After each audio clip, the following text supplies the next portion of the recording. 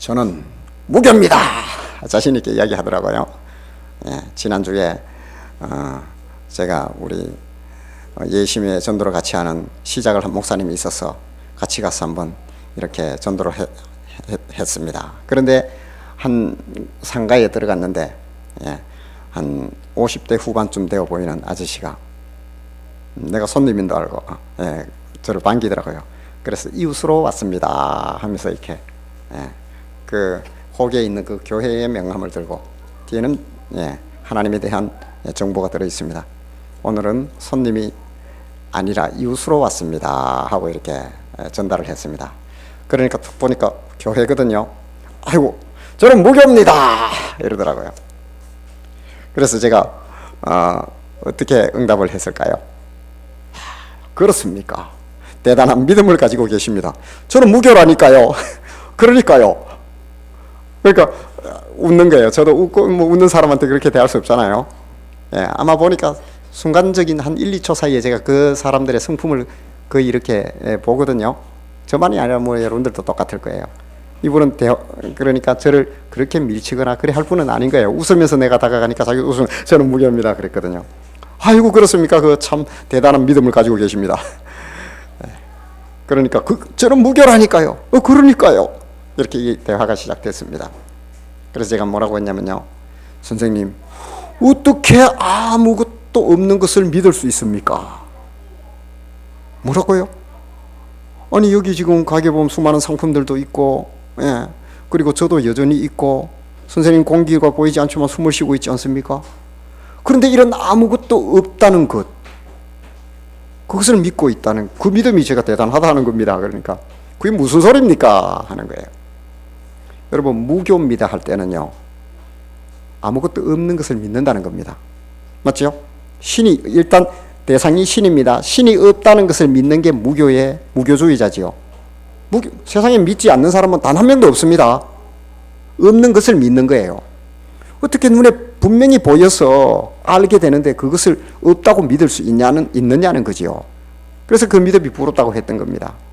그래서 선생님 숨을 쉬어보면 공기가 있듯이 보이지 않지만 공기는 있습니다. 이와 같이 하나님도 믿어보면 있습니다. 그래서 세상에는요 믿는 자와 믿지 않는 자, 하나님 입장에서 두 스타일로 보게 되어 있습니다. 그렇습니까? 들으셨죠? 그럼 믿는 자와 믿지 않는 자. 선생님 믿는 자입니까? 믿지 않는 자입니까? 나는 무교. 그러니까 무교는 믿지 않는 자에 들어가는 겁니다. 그래서 그러려면 이 세상에 아무것도 없다는 것을 선생님이 설명해내야 됩니다. 그럼 웃으면서 그러니까 듣고 보니까 맞는 말이네요 하면서 그래 제가 명함을 다시 소개하며 제가 만난 예수님을 믿어야 하는 세 가지 이유가 있습니다. 우리 영혼은 반드시 있다는 사실, 그리고 인생이 내 마음대로 되는 것 같으나 결코 그렇지 않더라는 거예요. 왜냐하면 내가 인생의 주인이 아니기 때문입니다. 그리고 세 번째는 나의 이성적 판단이 옳았는 것 같은데 어느 날 틀린 것이 대부분입니다. 무엇을 내가 자신할 수 있나요? 그래서 이런 세 가지 요건들 때문에 저는 신을 믿어야 되고, 믿으려면 천지와 만물을 창조하신 하나님을 믿어야 되는 것 아닙니까? 그러니까 한번 생각해 보겠습니다 그러더라고요. 저의 일상입니다 사실. 그렇게 일어나는데요, 어제도 제가 참 소중한 경험을 했고 우리 그 친구가 여기 지금 자리에 앉아 있는데요, 하나님은요 이 날개 깃달에 자기의 소유를 빼앗기지 않으려는 대단한 고집을 갖고 계신 독단의 하나님입니다. 그 바쁜데도 저를 보내서 다시 또 유니스트로 가게 하시고요, 한 청년을 또 만나게 하시고 참 제가 나중에 알았어요, 저를 그렇게 보냈다는 사실을. 그래서 처음으로 오늘 이 자리에 와서 저와 우리와 함께 이렇게 예배 드리고 있는데요, 여러분 우리가 참으로 이게 신비는요, 신적 비밀이라는 것은 인간의 생각과 이성으로 해석되는 것이 아닙니다. 과학으로 설명되지 않는 것을 품고 있는 것은 예술입니다. 예술 작품 모나리자가 과학으로 설명이 됩니까? 안 되죠. 다빈치의 다빈치의 그 천지 창조 이런 게 여러분 그거 과학으로 설명이 됩니까? 안 되죠. 그런데요 예술은 그것을 만들어낸다는 거예요. 근데 예술로도 표현하고 담지할 수 없는 게 있습니다. 그것은 바로 믿음의 세계입니다. 믿음의 세계를 어떻게 예술이 담을 수 있나요? 하물며 우리의 작은 이성과 생각으로 믿음의 세계, 마치요 저는 이제 젊은 우리 그 지성들을 만나면 그런 이야기를 합니다.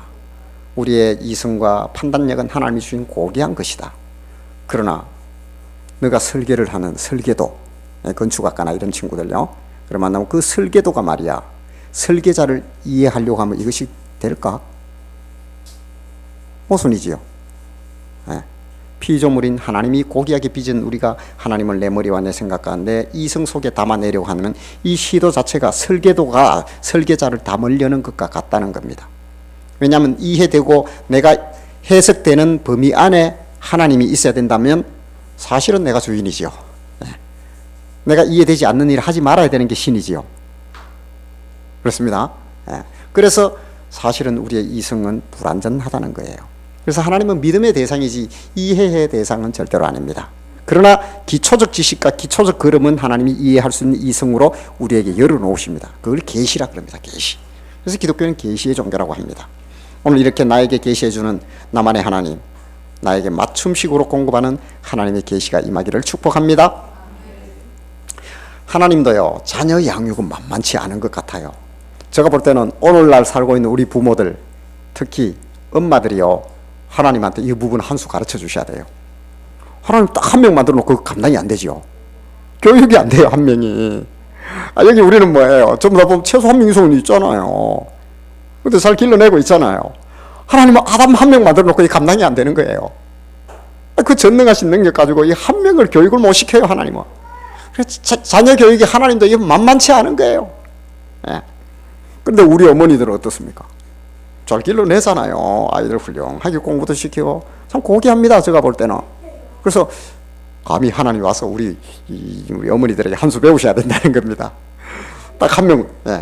그런데 사실은 그 모든 아담들, 하나님에게는 한 명이지만 실은 76억의 인구입니다. 지금 만만치 않은 거죠, 하나님의 교육은.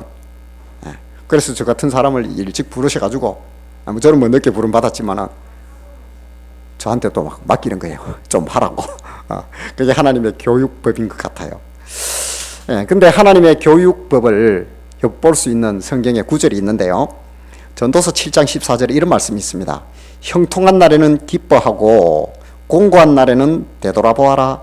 이 두 가지를 하나님이 병행하게 하사 사람이 그의 장래 일을 능히 헤아려 알지 못하게 하셨느니라. 우리가 살다 보면요, 좋은 일도 있고 힘들고 감당하기 어려운 일도 있습니다. 그런 일들을 하나님이 병행하게 해놨는데 중요한 것은 뒤에 결론이 어떻게 나는지를 모르게 감추어 뒀다는 겁니다. 이게 하나님의 교육법이에요, 제가 볼 때는.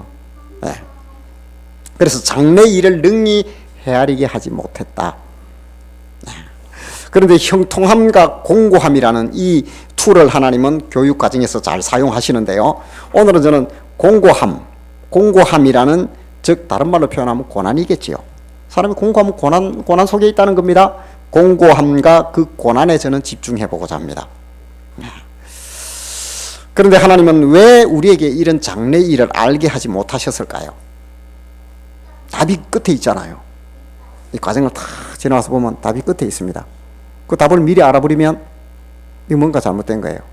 다시 제가 이해를 돕는다면요, 요즘 이렇게 회자되고 있는 그 재벌 2세, 3세, 심지어는 4세까지 막 내려가는 것 같아요. 그들의 일탈 행위를 보게 되죠. 그들은 먼저 답을 알아버린 겁니다. 맞습니까? 동의합니까? 물론 그것이 답이 아닌데 알아버리면 그게 답이 되어버리는 겁니다. 미리 알아버리면 답이 아니에요. 효력과 유효성이 떨어져 버린다는 겁니다. 땀 흘림이 없이, 상대를 배려함이 없이, 인간 중거 사회에서 이렇게 서로 배려함이 없이, 그런 어떤 아무런 준비됨이 없이 그저 답만을 소유한 거예요. 그러니까 그게 답이 아닌 게 되어버리는 겁니다. 그래서 하나님은 장래 일을 알게 하지 못하였다, 답을 알지 못하게 하였다. 이 답은요, 이 과정과 프로세스를 다 거쳐서 얻어질 때 유효하다는 겁니다. 근데 그 과정이 고난과 형통이더라, 이겁니다. 답이 끝에 있기 때문에 반드시 과정을 지나야 됩니다. 장래 일을 알지 못한 채 공고함의 길을 간다는 것, 이것이 우리 인생입니다. 그래서 우리는 이것을 다른 그 필드를 광야라고 합니다. 광야. 혹시 여기 광야가 아닌 곳에 거하거나 적과 꿀이 흐르는 땅에만 있는 성도님들 있습니까? 재벌 2, 3세가 되는 겁니다. 잘못하면. 예. 그래서 지나가면서 답을, 하나님이 준비한 답을 찾아가는 과정, 이것이 우리의 철로 역정의 삶입니다. 성도들의 삶은 주님 오실 때까지 이렇게 지속될 겁니다. 예. 하나님이 주로 사용하시는 고난의 프로그램들, 그러니까 그분의 커리큘럼이 되겠죠. 교육 커리큘럼을 가만히 제가 이렇게 분석을 해보니까요, 한 3가지로 나타나더라고요. 이 과목입니다. 교육 과목. 예. 우리 자녀를 교육시키는 하나님의 그 3가지 과목 중에 첫 번째는 고독. 여러분 스스로 한번 외로워 본 적이 없는 사람이 있습니까? 사람은 필연적으로 고독한 존재입니다. 왜냐면요, 하나님께로 분리되어 있기 때문에 하나님의 나라가 임하기 전까지는 우리는 언제나 고독과 외로움이라는 그런 어떤 이 과목 속에서 헤어나지 못하게 되어 있습니다. 순간적으로 하나님, 그건 불완전합니다. 완전한 게 온 것은 아니에요. 그러나 성도들은 뭐 빈도는 적겠지요. 그러나 이 고독은 피해갈 수 없습니다. 믿음의 생활을 오래한 우리 권사님과 장로님들에게도 물어봐도 스스로 힘들고 고독하대요. 내가 어느 날 갑자기 혼자 뚱 떨어져 있는 것과 같더라는 거예요. 나는 누구지? 도대체 내가 누구야? 왜 이렇게 날 광야와 같은 곳에 홀로 떨어뜨려 놓지? 이 고독 속에서 우리는 늘 헤엄을 치더라는 거예요. 그래서 하나님의 그 과목이 고독이에요. 고독. 광야라는 학교에서 하나님은 고독이라는 과목을 우리에게 던져놓고 계십니다. 그래서 때로는 뭐 내 중거 집단이나 공동체에서 왕따가 되기도 합니다. 어느 날 갑자기 그렇게 친하고 신뢰가 좋던 관계 속에서 깨어져 버립니다. 그때마다 내가 홀로 있구나, 내가 홀로 고독하구나. 때로는 그렇게 친하게 가깝게 살던 아내로부터도 내가 분리되어 있다는 느낌, 필연적으로 우리에게 존재합니다. 이게요, 하나님을 떠난 이게 근원적인 궁핍이 있기 때문입니다. 우리에게. 그래서 그날 새하늘과 새 땅이 임하고 하나님 나라의 영원한 세계가 임하는 그날까지는 우리에게 이런 결핍이 있을 수밖에 없다는 겁니다. 그래서 내가 익숙한 것들로부터의 어느 날 갑자기 나와 관계없이 하나님은 떼어놓을 때가 있습니다. 오늘 여기서 내가 분리될 리가 없는데 어느 날 갑자기 내 생각과 관계없이 하나님은 분리시켜 놓더라는 거예요. 그리고 철저한 고독 속에 내가 떨어지더라는 겁니다. 그리고 두 번째, 하나님의 교육 과목, 그거는 경제더라고요. 경제. 지금 뭐 온 세계가 경제에 함몰되어 살아가지요.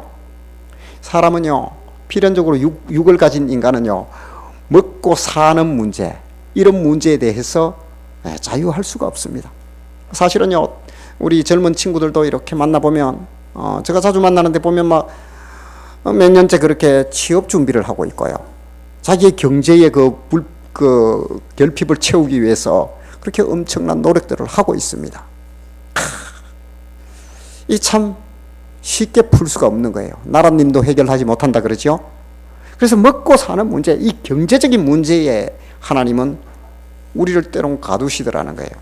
물론 그에 대한 제가 드리는 성경적 답들은 있습니다. 하물며 너희일까 보냐, 공중 나는 새를 보라, 들의 백합화를 보라. 하나님께서 먹이시고 기르지 아니하느냐, 하물며 너희일까 보냐. 걱정하지 말라고 하시지요. 그러나 그것이 지속적으로 경험이 됩니까? 삶 속에 또 다른 산이 부딪히며 여전히 나는 그런 경제적 궁핍과 또 새로운 산과 도전에 직면하게 되더라는 겁니다. 그것은 바로 손발을 묶어 놓는 거예요. 이건 뭐 확실한 수단이에요. 사람을 그렇게 잘 걸어가던 사람이 손발이 딱 묶여버리면 어떻게 될까요? 꼼짝을 못하는 건 이게 뭐 수족을 묶어버리는 이 경제라는 과목이에요. 그래서 바보가 되어버립니다. 어느 날 내가 대단한 거, 나는 모든 것을 할 수 있고 또 나의 어떤 삶의 영역은 충분해 했는데 어느 날 보니까 내가 힘 빠진 이가 뭐 아무것도 못하는 바보가 되어 있다는 거예요. 수족이 다 묶여버린다는 거예요. 욥의 아내가 왜 욥을 떠났을까요? 욥의 수족을 하나님 묶어버리고 집도 다 불타버리고 자녀들 8명 다 죽어버리고요. 소는, 나귀는 다 도둑들에게 뺏겨버리고, 그러니까 수족이 묶인 거기에다가 오미 걸려서 이렇게 그냥 기아 조각으로 긁고 있는 욥을 보니 수족이 묶인 그게 나올 게 없는 거예요. 홀로 고독하게. 경제 과목은요, 이게 1+1으로 또 이게 이 고독이라는 과목이 같이 따라옵니다. 하나님이 던져놓은 거예요. 그래서 얻을 게 없는 거예요. 다 떠나버립니다. 이런 어떤 파생 상품까지도 같이 만들어 오는 게 이 경제 과목입니다. 또 하나의 과목은 건강입니다. 건강. 성도 여러분, 모든 걸 가졌다 할지라도 건강이 없다면 그것이 내 삶에 유효할까요? 내가 식물 인간으로 지금 살고 있단 말이에요. 그런데 나에게 수백 조라는 경제적 효용 가치가 있단 말입니다. 그게 무슨 소용이 있나요? 아무런 의미가 없죠. 아무런 의미가 없어요. 그 건강이라는 이 과목을 하나님이 때론 사용하더라는 겁니다. 기력을 다 빼버립니다. 그러니까 무기력하죠. 기력이 없으니까 무기력합니다. 그래서 타자를 의지하거나 한 번도 내가 생각해보지 않았던 그런 행동들을 내가 취할 수밖에 없는 거예요. 내가 다 할 수 있어. 난 누구 의지한 적 없어. 내 힘으로 다 하는데 뭘. 그런데 내가 누군가를 의지해야 됩니다. 내가 부축을 받아야 됩니다. 의사의 손을 빌려야 됩니다. 이게 여러분 건강이라는 과목은요, 한없이 나를 초라하게 만들고 낮아지게 만들어버립니다. 그래서 주로 이 세 과목을 쓰시더라는 겁니다. 고독과 경제와 건강이라는 이 과목으로 하나님의 커리큘럼은 광야에서 돌아가더라는 겁니다. 이런 세 가지 과목이 지향하는 곳이 있습니다. 이상하게도요, 점점 이 과목들에 집중하게 되고 이 과목에 우리가 방치되게 되면 나는 점점 하나님께로 가까워지고 있습니다. 이상하지요? 여러분 혹시 경제의 어떤 그 고독 속에, 경제의 외면 속에, 경제의 궁핍 속에 여러분이 떨어졌다고 생각해 보세요. 그럴 때가 오히려 주님께 가까워지지 않던가요? 하나님을 향하여 대화의 채널을 점점 하나씩 더 열고 주파수를 넓혀가더라는 겁니다. 내가 홀로 고독하니까 누구에게 말을 합니까? 주여 하고 이제 드디어 하나님 앞에 엎드리며 기도하지 않던가요? 그리고 내 건강이 없어지니까 나를 창조하신 하나님, 하나님이 원천적인 의사가 아닙니까? 나를 고쳐주십시오. 나를 도와주십시오. 이 과목들이 지향하는 공동의 목적지, 그래서 바로 하나님께 한 걸음 더 다가가더라는 겁니다. 그렇게 보면 하나님은 참 세 가지 과목 가지고도 우리를 완벽하게 이렇게 교육을 해 나가시는 것 같아요. 그런데요, 그렇게만 되던가요? 그러면 그럴수록 더 버티고 반항하는 게 어쩌면 실은 우리의 진실된 모습 아닌가요? 그러면서 대화의 채널은 그냥 다 닫아버립니다. 있던 것마저도 닫아버립니다. 그러면 더 고독해지고 더 깊이 빠지게 됩니다. 그런 우리의 모습이라는 거예요. 아마 그 과정도 하나님의 그 교육 속에 아마 다 들어있는 것 같아요. 그런데 이것이 이루어지는 그 필드가 광야, 우리 인생의 광야인데요. 광야에서 그런데 할 수 있는 일이 있습니다. 그럼 광야에서 뭔 일을 할까? 별로 할 게 없는 것 같지요. 그런데 광야에서 할 수 있는 일들이 있더라는 거예요. 제가 몇 가지를 찾아봤는데요. 소리 지르는 겁니다. 뭐 아무도 없는데 내 속에서 이 폭발하는 이걸 소리 지르지요. 홀로 광야에 한번 여러분들 버려도 볼까요? 지금도 홀로 소리 지르는 분들 많지 않나요? 또 그 소리를 어제도 질렀고 또 언제 지를지도 모릅니다. 내 삶의 광야에서 소리를 지른다. 여러분 소리 지른다는 것은 내 속에서 폭발한다는 겁니다. 그거 내버려 두면 안 됩니다. 하나님은 폭발하기를 원하시는 겁니다. 광야에서 폭발해야 됩니다. 그 파편이 멀리나 다른 사람에게 안 떨어지니까요. 광야에서 소리 지른다고 누가 뭐라 그럽니까? 힘들고 고독과 경제적 고통과 또는 건강 속에 여러분 떨어진다면 소리를 지르십시오. 그 소리가 깊이 내 속으로 향해도 좋습니다. 하나님께로 향해도 좋습니다. 마침내 그것이 기도가 되기를 바랍니다. 그래서 이 일을 우리가 소리 지르는 일을 할 수 있더라는 거예요. 반항합니다. 토설합니다. 누구에게요? 그분 하나님 앞에요. 이게 광야에서 이루어지는 이 교육 과정이에요. 시편 22편 오늘 15절에 보면 내 힘이 말라 질그릇 조각 같고 내 혀가 입천장에 붙었나이다. 주께서 또 나를 죽음의 진토 속에 두셨나이다. 그 광야에 있는 시인의 고백입니다. 입천장에 혀가 붙었다는 얘기는 이미 말라서 내 먹을 물도 없습니다. 그리고 내 기력과 힘이 다 빠져버렸다는 겁니다. 나를 죽음의 진토 속에 두었다 라고 합니다. 여러분 죽음의 그 진토 속에 있으면서 막 행복하고 즐겁습니까? 저 볼 때는 뭐 짐승 같은 소리를 질러야 될 겁니다. 시인의 그런 말이 있습니다. 그리고 광야에서 할 수 있는 또 한 가지 일은 무장을 해제하는 겁니다. 여러분들 광야에 있는데 거추장스러운 옷을 입고 있습니까? 군장을 메고 다닙니까? 내 필요한 백도 다 들고 있습니까? 무슨 소용이 있나요? 아무 소용. 다 버리십시오. 벗어내십시오. 다 드러내요. 이게 광야에서 내가 할 수 있는 일입니다. 광야에 있음에도 드러내지 아니하고 벗어내지 아니하고 꼭꼭 입고 들고 다니고 챙긴다면 그 사람은 광야가 아닙니다. 그것은 있을 수 없는 일입니다. 광야에서 할 수 있는 일이 두 번째가 보니까 무장해제를 하더라는 겁니다. 벗어내십시오. 내가 지금 입고 있는, 내가 걸치고 있는 이것이 내게 무슨 도움이 될까요? 광야에서. 여러분 그것이 나만의 것들도 있을 겁니다. 그것을 벗어내시기 바랍니다. 하나님은 그것을 벗어내기 위해서 때론 그쪽으로 점점 밀어내고 있습니다. 그리고 또 마지막으로는 그저 기다리는 겁니다. 광야에 있는데 내가 뭘 합니까? 소리 지르고 다 웃고 나면 어떻게 됩니까? 할 일이 없는 거예요. 내가 뭘 해야 될지를 몰라요. 그럼 뭡니까? 기다립니다. 누구를요? 나를 도우실 자를 기다려. 나의 도움, 너의 도움 어디 오늘 찬양했죠? 여호와께로서 천지지으신 너를 만드신 여호와께로다. 눈을 들어 하늘 보라, 산을 보라. 할 게 없어요. 그저 기다리는 거예요. 하나님이 어디서 오나? 하나님만이 나의 도움이 됩니다. 이제 모든 엑기스들이 다 빠져버렸습니다. 불순물이 다 빠져버렸습니다. 오직 홀로 남았습니다. 그때 아마 민감도가 높아질 겁니다. 그래서 세미한 음성도 듣지 못했던 그 음성도 들려온다는 겁니다. 기다려야 됩니다. 기다린 거 외에 뭐 광야에서 뭘 특별히 우리가 할 수 있는 일이 있나요? 다 무장해제되었다면. 그래서 달리 할 것이 없습니다. 작은 소리에 민감해지십시오. 기다리십시오. 그것만이 광야에서 충실하게 과목을 수행하는 우리의 자세입니다. 그런데요, 이 과정을 지금 누가 지나고 있습니까? 기가 막히게요. 1대1 맞춤식입니다, 이게요. 이 집체를 해서 막 한 반을 만들어 놓고 그렇게 하는 게 아니라 이상하게도 그 광야에서는 1대1의 교육이 이루어집니다. 제가 발견한 신비입니다. 1대1로 하나님은 교육을 하시는데요. 나한테 맞추어서 주셔요. 그래서 나는 강야다 하는데 어느 날 보니까 기가 막힌 이 집중 교육을 하고 계시더라는 겁니다. 그러나 그것이 만만치는 않을 겁니다. 좀 이상합니다. 개인 교습을 이렇게 하시는 하나님의 그 방법, 그래서 그 방법을 하기 위한 장소의 선택은 광야였다는 겁니다. 때로는 건강, 때로는 경제, 때로는 홀로 고독하게 방치하는 그곳에서 하나님은 철저하게 나를 향한 1대1 맞춤식 교육을 하고 계신다는 사실입니다. 어느새 나의 민감도는 상당히 높아져 있을 겁니다. 내가 보지 못했던, 내 안에 지금까지 있었던 감사가, 잃어버렸던 감사가 돌아오기 시작합니다. 내가 경제적 고통과 고난과 아픔 속에 있다면, 아니 그때 내가 왜 그런 충분한 감사를 하지 못했지? 잃어버린 나를 발견하게 됩니다. 내가 왜 이렇게 고독할까? 하나님을 의지해야 되는데 내가 왜 그 사람들을 의지했지? 왜 그런 어떤 환경과 여건을 의지했지? 이 프로그램을 의지했지? 자기를 발견하게 됩니다.